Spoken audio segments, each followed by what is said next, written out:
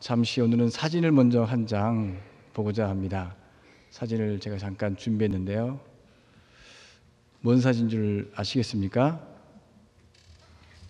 한 장 더 넘겨보시겠습니다. 오늘이 뭔 날이죠? 네, 다 아시는 내용일 것입니다. 사진을 보면서 1960년 오늘 무엇이 있었는가 한번 다시 한번 생각하며 오늘은 기념하고 기억하라 이렇게 제목을 가지고 말씀을 나누고자 합니다. 오늘은 4.19 혁명이 이제 57주년을 맞이하는 날입니다. 학생들과 시민이 중심되어 이승만 독재 정권에 맞섰던 민주주의 운동입니다. 이 사건은 얼마 전 박근혜 정부의 국정농단과 맞물려서 같이 한번 생각해 봅니다. 전국적으로 이랬던 촛불 시위와 비슷한 성격을 가지고 있지만 조금 다른 것이 있다면 지금은 평화적으로 그때는 많은 피를 흘렸던 그런 안타까운 사실이 우리 가운데 있습니다. 경찰이 자신을 향해 총칼을 겨누고 있음에도 불구하고 용기를 내어서 민주주의와 정의를 외쳤던 학생들이 기억을 납니다. 언제나 그랬듯이 젊은이들은 정의에 또한 불의의 정의를 따르고 불의에 항거하는 그런 모습들이 많이들 보입니다. 이승만의 자유당은 이승만 독재 또한 이금의 부통령에 당선시키기 위해서 부정선거를 행했습니다. 투표장에서 자유당의 표를 찍으라고 감시했고 야당 참관인을 축출하고 투표함을 바꾸치고 투표용지를 마음대로 찍어서 투표함에 넣기도 했습니다. 득표수 조작까지 여러 가지 것들, 정말 말로 다 할 수 없는 부정을 행했던 것입니다. 이런 어처구 없는 사태에 국민들이 정말 젊은이들이 일어나서 정의를 외쳤던 것입니다. 민중의 힘으로 그들을 물리쳤습니다. 그런데 놀라운 사건은 아직도 그들을 추앙하고 따르는 사람들이 물론 일부분이지만 있다라는 사실입니다. 아직도 불의 앞에서 불의를 보고도 그것이 정의라고 외치는 사람이 있다라는 것입니다. 오늘은 바로 그 날입니다. 정의가 언제나 승리함을 보여주는 그날을 기념하는 날입니다. 이 사건은 제가 태어나기 전 11년 전 일이라 저는 직접적으로 경험하지 않았습니다. 그래서 몸으로 경험되지도 못합니다. 하지만 우리는 그날을 기억합니다. 그리고 기념합니다. 오늘 또 많은 사람들이 4.19 민주묘역에 가서 참배하며 그때 일을 기억합니다. 이 모양 저 모양으로 그를 기억합니다. 왜냐하면 그날 그들이 있었기에 지금 우리에게 자유와 해방이 찾아온 것입니다. 인간은 어떤 일을 기억할 때 말보다 사건을 기억합니다. 제가 설교를 많이 하는 것보다 설교 시간에 어떠한 사건, 그 사건을 더 기억합니다. 제가 학교 다닐 때 지금부터 한 20년 전인 것 같습니다. 20년 전에 학교 다닐 때 강단에서 설교를 외쳤던 목사님 한 분이 기억이 납니다. 설교 내용은 아무것도 기억나지 않는데 딱 하나 기억나는 거 있었습니다. 충격적이었습니다. 무를 들고 한 손에는 벽돌을 들고 무로 벽돌을 치는 퍼포먼스를 했습니다. 단단한 부정부패에 있던 그 벽돌을 의미하면서 이 무를 치면서 깨지는 그 모습, 딱 그거 하나 생각이 납니다. 학교 다닐 때 체풀 시간을 월화수목금토 물론 많이 다녔지만 아무런 기억들이 내 기억 속에 내 노예 속에 남아있지 않지만 그 사건만은 뚜렷이 기억됩니다. 우리는 어떠한 사건을 몸으로 익히는 겁니다. 물론 귀로, 들은 귀로 내 안에 스며들기도 하지만 마음이 울리지 않으면 쉽게 기억되지 않습니다. 그래서 하나님께서는 이스라엘 백성들에게 무엇을 하라고 할 때 말씀을 주시지만 그 말씀과 함께 어떠한 행동들을 같이 하게 하십니다. 이스라엘 백성에게 출애굽을 통해 자유를 주셨습니다. 이 놀라운 경험을 하겠습니다. 만약 하나님께서 이스라엘 백성에게 내가 너희를 사랑한다, 사랑한다 말로만 했다면 그건 아무런 의미가 없습니다. 예수님이 내가 너희를 진심으로 사랑한다, 사랑한다, 사랑해라 말로만 했으면 아무런 의미가 없습니다. 몸으로 보여주셨습니다. 하나님 또한 강자의 손에서 노임을 받게 해방을 주셨습니다. 그것도 단순히 그저 이끌어내는 것이 아니라 엄청난 일들 가운데서 그들을 해방시키셨습니다. 잘 아시는 대로 9가지 재앙과 마지막 장자의 첫째의 모든 것들을 죽여가면서까지도 피 흘림을 통해서 그들을 구원하신 아주 놀라운 사건을 보여주셨습니다. 이날은 이스라엘이 이스라엘 되는 날입니다. 이스라엘 민족이 이스라엘로 태어나는 날입니다. 그 어떤 힘으로도 할 수 없었던 그 일을 하나님께서 하셨습니다. 출애굽은 이스라엘의 시작이며 전부라고 할 수 있습니다. 모세를 통해서 출애굽 사건을 일으키시는 하나님께서 새로운 땅, 가나안 땅을 꿈꾸게 하시고 나그네가 아닌 하나님의 백성, 하나님 나라의 백성으로, 시민으로, 자녀로 살게 하셨습니다. 그래서 이스라엘 민족은 이 출애굽이 없다면 없는 것입니다. 이렇게 이야기할 수 있습니다. 그들에게 자유와 해방과 구원의 이 경험이 없다면 이스라엘 민족은 이스라엘 민족이 될 수 없었습니다. 하나님은 애굽에 항거하는 억눌려서 외치는 그들의 소리를 들으셨습니다. 인간의 힘이 아닌 하나님의 방법으로 이스라엘 백성을 그래서 해방시키신 것입니다. 그 소리를 들으시고 그때 하나님은 출애굽한 이스라엘 백성이 기념하며 또한 기억하며 살아야 될 것을 오늘 본문을 통해서 말씀하십니다. 쭉 그들에게 구원의 손길을 내보시면서 그들에게 말씀합니다. 먼저 태의 첫 열매를 하나님께 드려라. 첫 것을 드리되 사람이나 짐승을 막느라고 처음 난 것을 모두 드리라고 말씀합니다. 11절에는 이렇게 기록하고 있습니다. 여호와께서 너와 내 조상에게 맹세하신 대로 너를 가나안 땅, 가나안 사람의 땅에게 인도하고 그 땅에 내게 주시거든 이것을 지켜라. 하나님의 약속이 이루어지거든 처음 난 모든 것을 구별하여 여호와께 돌리라고 말씀하셨습니다. 왜냐하면 그 모든 것이 하나님의 것이기 때문입니다. 여기서 놀라운 사건과 연관이 되죠. 하나님께 드려라고 했던 것은 왜 그렇습니까? 하나님께서 죽이지 않으셨습니다. 이 출애굽 사건에서 마지막 재앙이 첫 것을 죽이는 첫째 장자들을, 첫 짐승들을 죽이는 사건이었습니다. 그런데 놀랍게도 문설주의 피를 발랐던 이스라엘 민족들은 첫 것이 죽지 않았던 것이죠. 그러므로 이 모든 것들은 하나님의 것이다 말씀하고 있는 것입니다. 내가 죽이지 않았기 때문에 내 것이다 말씀하고 있습니다. 사람들은 첫 것을 소중히 여깁니다. 저도 저희 집에서 장남입니다. 누나가 있지만 삼남 이녀녀 장남입니다. 그래서 저희 할머니가 저를 무척이나 귀하게 여기셨습니다. 할머니와 독상하면서 할머니의 모든 맛있는 반찬은 제가 다 먹었습니다. 제가 제일 좋아하는 반찬 중에서 갈치를 구운 건데 그 갈치를 제가 구웠고 제가 상에도 올려놓고 제가 먹었습니다. 할머니 상에 올린 거. 머리도 아니고 꼬리도 아닌 한가운데 그 도막을 제가, 장남인 제가 할머니와 둘이 독상하면서 다 먹었습니다. 그러던 어느 날 어머니가 그 사실을 아시고 저를 쫓아내셨죠.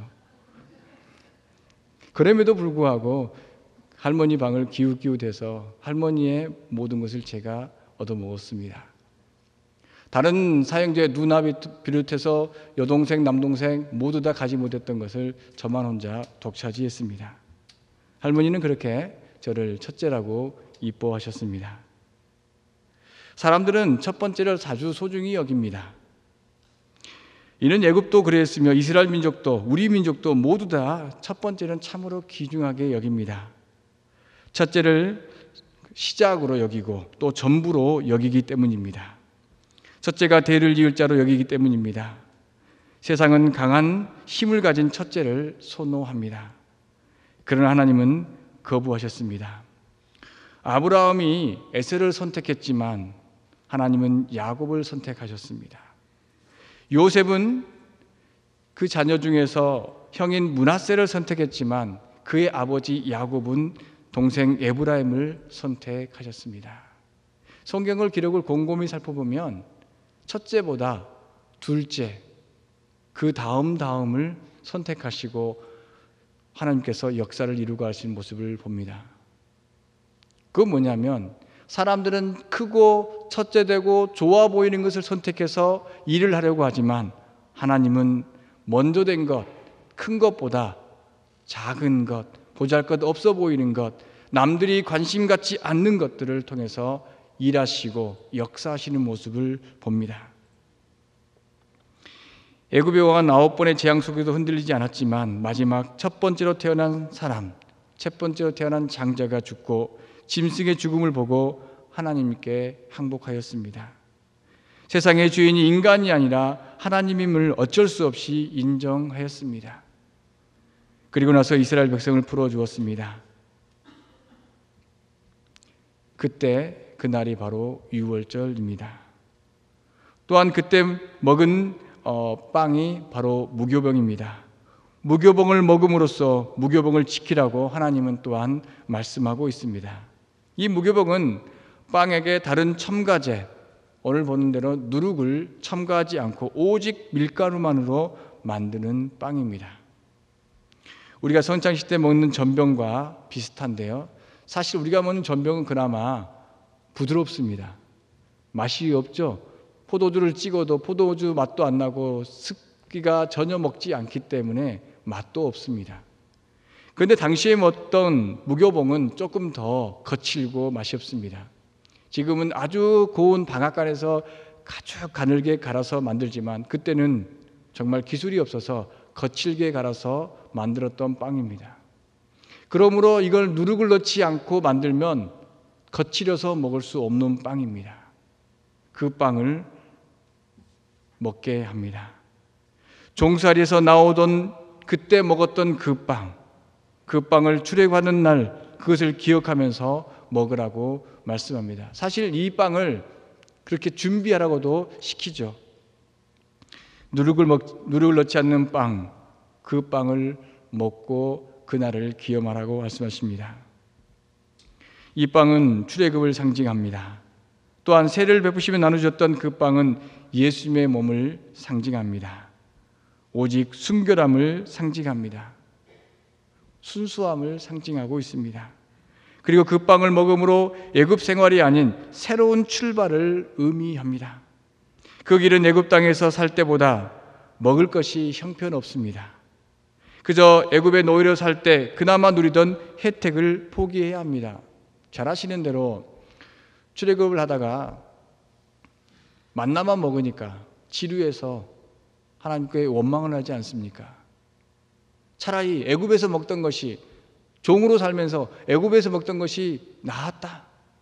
그러니까 애굽에 있었던 것이 조금 더 달콤했다라는 것입니다. 자유로운 광야와 가나안을 향해 자유를 선택할 것인지 아니면 애굽의 노예로 살지만 풍요를 선택할 것인지에 대한 결단이 여기에 있는 것입니다.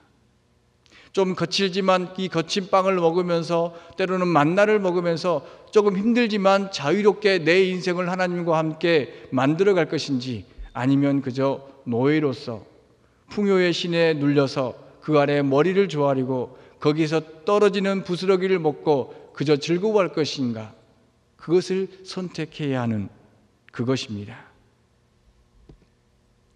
이스라엘은 가난을 꿈꾸며 자유를 선택했습니다. 그 자유를 얻기 위해서 버려야 할 것들이 있었으니 바로 풍요였습니다. 풍요, 많은 것, 맛있는 것, 때로는 달콤한 것, 그것을 포기해야 했습니다. 내 입을 즐겁게 해주는 것을 포기해야 했습니다. 하나님은 이 두 일을 통해서 출애굽을 기억하게 하셨습니다. 사실은 하나님께서 제가 생각해 본데 굳이 첫 것을 드리거나 아니면 이 무교복을 먹는 것 아니라도 이 출애굽 사건은 그들에게 놀라운 사건이었을 것입니다. 그러나 하나님께서는 이 출애굽 사건, 그들에게 일어났던 출애굽 사건을 더욱더욱 기억하게 하십니다. 예전 일을 기억하게 하면서 또한 가나안 땅을 향해 나아가게 하셨습니다. 사진을 한 장 더 준비했습니다. 여러분들 이 사진 걸려 있는 거 보셨습니까? 이 사진이 어떤 사진인 줄 아십니까? 잘 한번 보십시오. 혹시 저기에 여러분들의 모습이 있는지 아니면 할아버지 할머니가 저기 계시는지 한번 찾아보시면 좋겠습니다. 저 사진은 저기 밑에 이제 우리나라 사진 기자가 찍은 건 아니고요. 미국 선교 보고를 할 때 사진을 찍어서 보고했던 사진입니다. 그 밑에 순천의 첫 번째 교회, 첫 번째 학교라는 이름으로 선교 보고가 된 사진입니다. 그러니까 뭐 역사적으로 아직까지 이제 좀 더 고증이 좀 필요하고 증명이 필요합니다만은 그럼에도 불구하고 일단 교회라고 하면 건물을 이야기하니까 순천의 첫 번째 교회, 바로 순천읍 교회, 우리 교회의 모습이라고 이야기할 수 있습니다. 좀 더 보시겠습니까? 한번 여러 사진들이 있으니까 한번 더 살펴보면 좋겠습니다. 다음 사진을 한번 보겠습니다. 이 사진도 보셨습니까? 이 사진은 좀 잘 찾아야 있습니다. 이 사진은 드림몰에 가야 있습니다. 드림몰에 가셔서 꼭 커피 한 잔을 시키시고 드시면서 이 사진을 한번 찾아보시면 감사하겠습니다. 이 사진은 좀 우리 모 권사님께서 기증한 사진인데요. 이 사진은 바로 복음을 전한 전도자의 사진입니다. 우리 1907년에 요람 앞에 보면 양력에 나온 사진 중에서 율천교회의 박경주 장로님 사진입니다. 우리 교회 사진이 아니죠. 근데 이분은 바로 본교회 첫 교회인 중 한 분인 최정희 씨라고 하는 그분을 전도한 사진이라고 합니다. 정말 점잖게 생기셨고 하여튼 귀하신 분입니다. 저는 이번 110주년 역사관을 준비하면서 많은 생각 그리고 많은 고민 그리고 이 모양 저 모양으로 어려웠던 일도 많이 있었습니다. 사진을 놓고 이 사진이 도대체 어떤 사진인지 물어보기도 하고 또한 자문을 구하기도 하고 찾아보기도 했는데 도대체 때로는 다르고 제 생각으로는 판단되지 못했던 것들이 많이 있었습니다. 재밌기도 했지만 어렵기도 하고 긴가민가하기도 하고 그래서 아닌 것은 빼고 또 삭제하고 반복을 거듭하고 자문도 구하고 시청에 이것저것에서 많은 노력을 한 결과가 저 혼자 한 것이 아니라 여러분들이 많이 도와준 결과가 바로 이번 110주년 기념의 결과입니다. 교회 역사를 찾는 것, 이것은 과연 어떤 의미가 있을까? 오랜 전통을 자랑하는 것일까? 우리 교회가 110년이라는 역사, 모교회라는 역사를 자랑하는 것이 이 110주년의 역사를 기념관을 준비하는 것일까? 아니면 과거 부흥을 추억하는 것일까? 제가 자료를 봤더니 1910년, 15년경에 순천에 어마어마하게 교회가 있었고 또 그곳에 세례받은 사람들이 있었습니다. 놀라울 정도로 선교 보고에 많았습니다. 그런 것들을 우리가 추억하고 자랑하고자 이것을 만드는 것일까? 110주년을 기념하는 것은 또한 우리의 역사를 찾는 것은 역사와 전통을 자랑하는 것이 아니라 그 역사 속에서 함께 하신 하나님을 찾는 것입니다. 또한 우리의 신앙의 뿌리를 발견하고 미래를 설계하는 작업입니다. 그러니까 110년이 아니라 여기서 머물러서 저 110년을 향해서 우리 1907년 그 시대로 넘어가는 것, 그 시대를 추억함을 넘어서 120년, 130년의 미래를 향해 나아가는 첫 단추인 것입니다. 아쉬운 것은 우리가 110년 동안 쭉 했는데 벽이 끝이더라고요. 보시면 끝이 막혀져 있습니다. 그래서 어떻게 할까 고민했더니 뒤를 돌아보니 뒤에 벽이 한 면이 있더라고요. 그 뒷벽면에 여러분들의 사진이, 여러분들의 헌신이, 여러분들의 신앙의 모습이 기록되기를 바랍니다. 교회 역사를 기념하기 위해서는 과거의 역사를 되도록이면 역사적 사실을 왜곡하지 않으면서 교회의 업적과 혹은 과오를 함께 보는 것이 중요합니다. 역사를 통해서 하나님은 우리에게 무엇을 말씀하고 계신지를 찾아내는 것이 필요합니다. 우리가 과거를 기념하고 기억하는 것은 과거에 화려했던 시절을 추억하는 것이 아닙니다. 역사와 전통을 자랑하는 것만이 기념의 목적이 아닙니다. 기념의 목적은 하나님의 역사에 동참하는 것을 의미합니다. 하나님께서 이 땅 가운데 일하심을 또한 역사하심을 통해 경험하고 우리의 삶으로 나타내는 것입니다. 우리가 사순절을 지내고 부활절을 지내는 것은 예수님의 삶을 기억하고 우리 가운데 함께함을 믿는 것입니다. 하나님이 모세에게 처음 난 것을 봉헌하게 하고 무교절을 지키라고 한 이유는 바로 하나님을 하나님으로 기억하게 하고자 했던 것입니다. 하나님을 하나님으로, 하나님을 애굽의 신처럼 이방의 풍요의 신처럼 기억하는 것이 아니라 하나님은 약한 자를 구원하시고 억누른 자를 해방을 주시고 소외된 자와 함께 하시는 그 하나님을 하나님 되게 하는 그 사건을 바로 하나님께서는 기억하고자 이 출애굽을 기억시키시는 것입니다. 기억하라고 말만 하면 잊어버립니다. 기억 속에서 사라집니다. 그래서 하나님은 우리의 몸으로, 우리의 마음으로 기억해야 합니다. 머리로 기억하는 것이 아닙니다. 하나님에 대한 경험, 바로 우리의 몸으로 해야 합니다. 예수님께서 성찬을 제정하시고 떡을 떼며 포도주를 마시라 기념하라 말씀하셨습니다. 그 성찬은 예수님이 꿈꾸시고 바라셨던 하나님의 나라에 동참하고 함께 나아가는 것을 다짐하는 것입니다.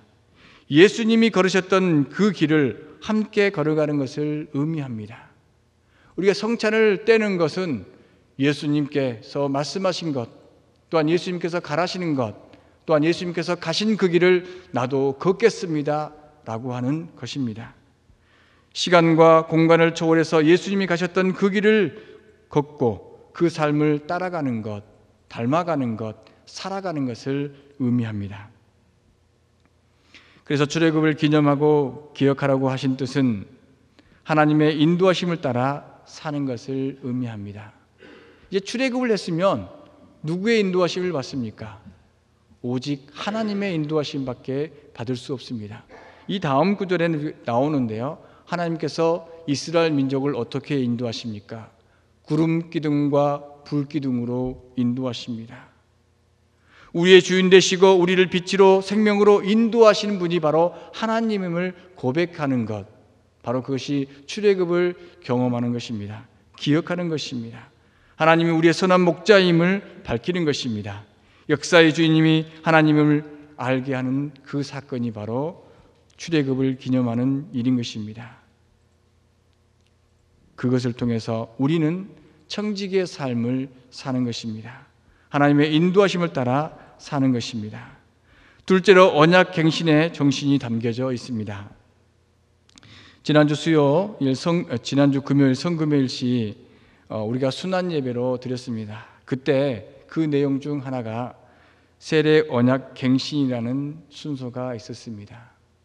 우리가 세례를 다시 받을 수는 없지만 세례 언약, 내가 하나님 앞에서 세례 언약을 했을 때 그 언약을 다시 한번 갱신하는 것, 저는 그 언약 갱신의 순간에 요즘에는 그렇게 말씀하지 않는데 예전에는 결혼식 때 뭐라고 말합니까?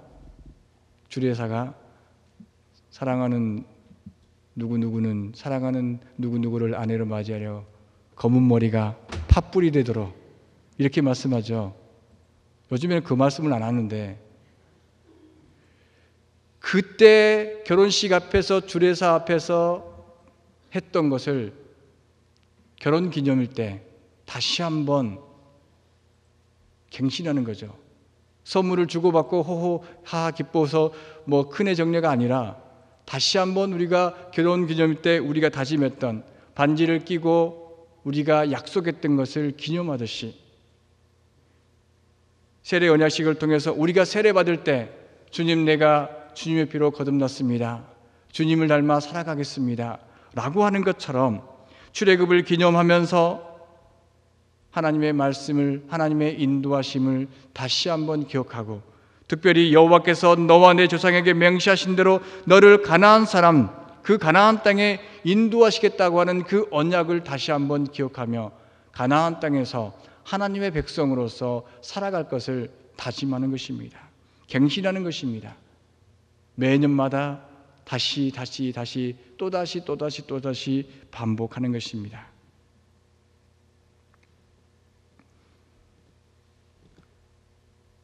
언약의 갱신은 거듭난 삶을 사는 것입니다.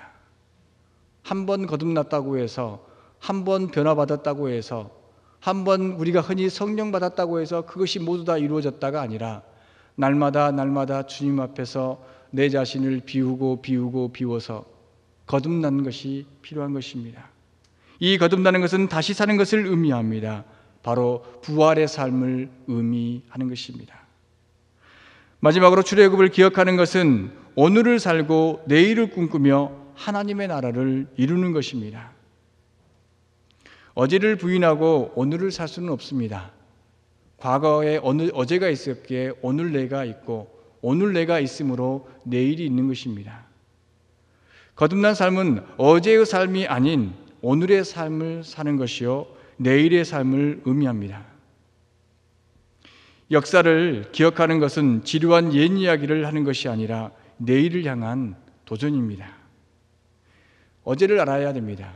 역사를 알아야 됩니다. 제 아이들이 제일 싫어하는 과목들이 역사 과목입니다. 왜 옛날 이야기를 배워야 됩니까? 역사의 의미를 모르기 때문에 그렇죠. 어제가 있었으므로 오늘 내가 있음을 몰랐기 때문에 그런 이야기가 하는 것입니다.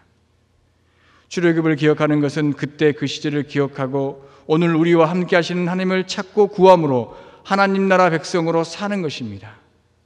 이스라엘 민족에게 출애굽은 이스라엘을 하나님 백성 되게 하는 사건입니다. 그것이 역사적으로 이렇든 저렇든 간에 출애굽의 사건은 이스라엘 백성이 이스라엘 백성으로 살아가며 하나님을 참 하나님으로 믿고 살아가는 정말 절대절명의 순간인 것입니다. 누구도 경험할 수 없는 사건이며 그 사건을 기념하면서 하나님 백성으로서 하나님의 나라를 이루어가야 할 사명이 그들에게 부여되는 순간입니다. 그러므로 그 순간은 참으로 놀라운 순간입니다. 특별히 우리가 기념하고 기억할 사건은 출애굽도 있지만 더 가까이 예수님의 부활 사건입니다. 예수님의 부활은 불의와 폭력 그리고 절망과 좌절하는 이들에게 희망의 씨앗을 뿌렸습니다. 그리고 자라나게 하셨습니다. 열매 맺게 하셨습니다.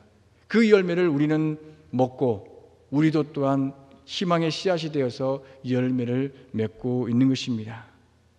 애굽 땅에서 억압받는 이들에게 출애굽의 기쁨을 주고 그 기쁨을 기념하며 하나님 나라를 꿈꾸게 하신 것처럼 예수님은 부활하시어 소망의 빛을 우리에게, 세상에게 비춰 주었습니다. 가난한 자, 억눌린 자, 연약한 자, 소외된 자, 그 모두에게 주님께서는 부활의 소망을 비춰 주셨습니다. 예수님께서 선포하신 하나님의 나라를 이어가셨고 우리에게 또한 이어가게 하십니다. 모든 사람이 행복한 나라, 천대받는 거지 나사로뿐만 아니라 가장 작은 자에까지 하나님 나라 백성 되게 하셨습니다. 그들은 우리를 또한 애굽의 손에서, 사탄의 손에서, 불의의 손에서 해방시키시고 자유를, 구원을 선포하셨습니다. 우리는 그 기쁨을 기념하고 기억해야 합니다. 그 기념하는 그 자리가 우리의 삶의 자리가 되고 또한 111년, 112년, 113년 우리 기념주의를 맞이할 때마다, 부활주의를 기념할 때마다 매년 새롭게 태어나며 발전하며 하나님의 나라를 꿈꾸며 나아가는